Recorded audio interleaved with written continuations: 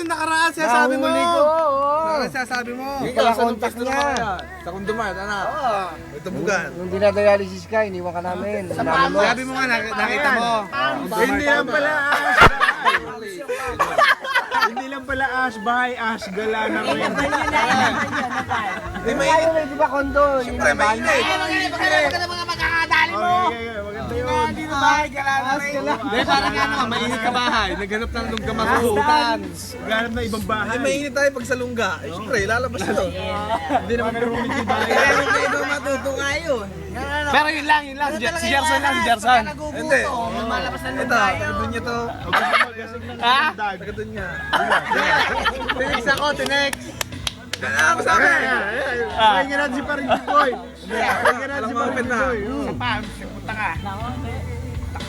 Nag-text daw sa kanya. Sana ba yun, nabal?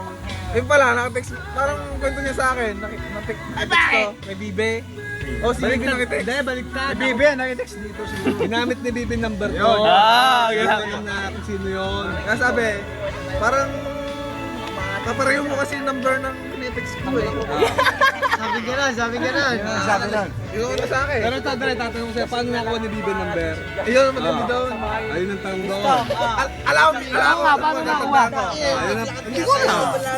Ako, tatanda ko, alam ko. Itago yung Hindi ko pangil. binibigay number noon.